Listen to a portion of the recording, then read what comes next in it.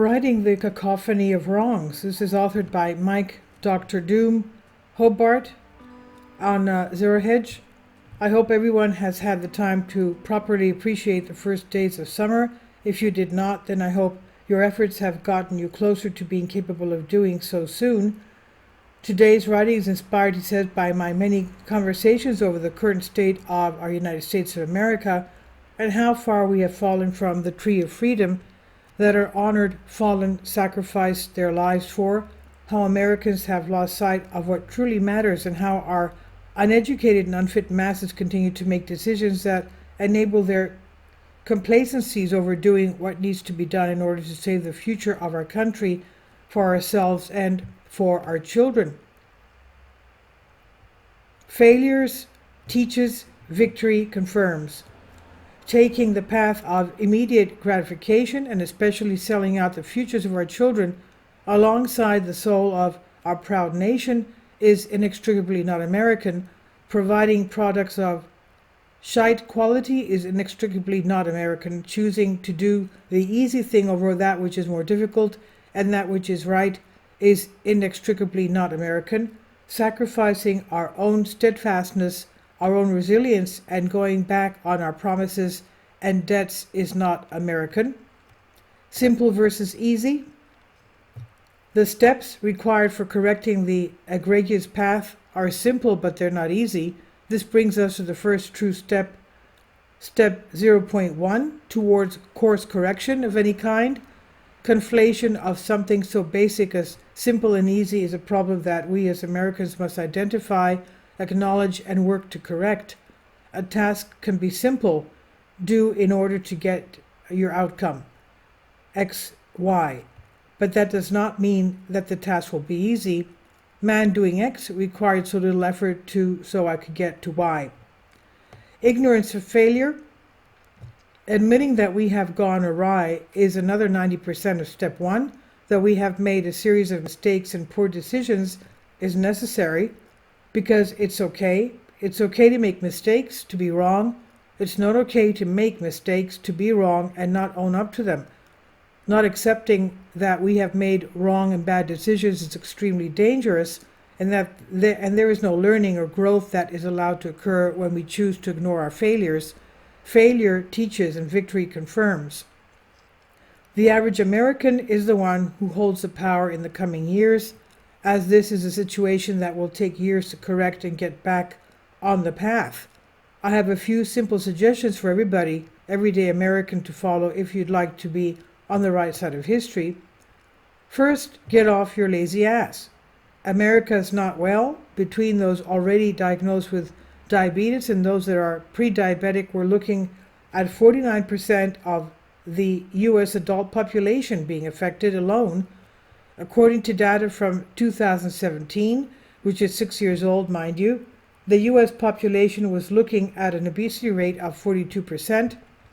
Keep in mind that this does not include the concoction of chronic metabolic syndromes and diseases that accompany obesity, heart disease, hypertension, cardiovascular disease, arteriosclerosis, osteoporosis, neurodegenerative conditions, cancers, and so on.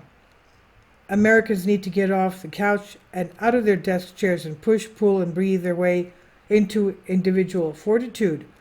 If the worst of the worst were to happen today, the amount of human life that would be lost simply due to intermittent access to power, let alone food, would be daunting and egregious. Through complacencies afforded to the modern era, we have become more fragile than ever in history.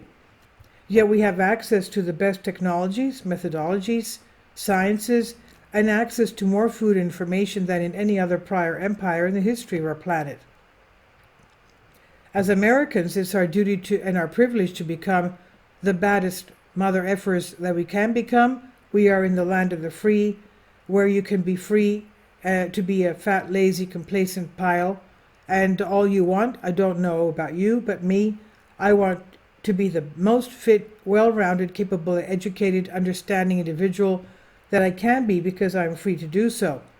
Because when the shit hits the fan, which is a virtual certainty on any scale, I want to be capable of providing the strength and clear-headedness to be capable of providing protection and support to those I care about. Being comfortable means having a life that deals that you a powdered backhand and that you are not capable of being an effective force of in times of adversity or fear, regardless of whether you are a man or a woman. If you are not capable to react to the plethora of known knowns as far as potential negative outcomes, then you cannot even hope to be capable of handling those unknown unknowns, of which are infinite. Fitness and sound health makes the individual far more capable of handling adversity, and during moments of historical shifts in the balance of power, adversity is commonplace. Fill the gyms and run the trails, become the embodiment of strength that your neighbors, loved ones, and peers need. And second, get actually educated. America today has been taught to demonize coming incorrect and pedestalize being correct, to the extent where people are attributing their being correct as part of their identity. This poses a slew of problems for society as the search for what is true and what is right gets lost. In the discussion turning towards pushback, these individuals tend to fall into defensive mode. In these moments, their identity comes into question as relating to their correctness. And when Anthony Fauci made the claim, to question him was to question science. Science, as is every other aspect of knowing and understanding, is and should always be under question. We do not know everything. In fact, we actually know very little about quite literally everything that we observe in our reality to date. Therefore, an individual's identity should never be tied to their tendency to be accurate or correct in matters of fact. The American education system has played a pivotal role in its degeneration of our countrymen's and countrywomen's capabilities to practice critical thinking and original thought. Robert A. Burton, MD, does a great job of crystallizing my point in his book on being certain in one very succinct sentence towards the end of the chapter. Memorizing facts does not require logic, cause and effect, or any significant ability to reason, which is precisely what our entire educated system is structured around: memorization, the antithesis of learning. American schools have failed abysmally. There's no such thing as template for learning. Every single soul will learn differently from another, just like with nutrition and physiology. Every single body is different. So why is it that we think that the mind could operate by any other rule? This is also what has contributed to the mislabeling of large portion of the mental disorders today. In a recent essay, I argued my position for believing that conditions such as ADD, ADHD, anxiety, and depression are for the vast majority not diseases but misidentified signals by the body and mind, leading to responses to treat the symptoms rather than address the source of the signal, culminating in continued dysfunction that grows in severity and the longer the dysfunction goes unanswered. The dysfunction in education indoctrination system is contributing to the misinterpretation of these states of mind, while also leading to a misidentification of the solutions due to the erosion of logic, cause and effect analysis, and erosion of the ability to reason. So American schools have not been teaching our children how to learn. What about what they have been memorizing? This is where things get fun and a little scary at the same time.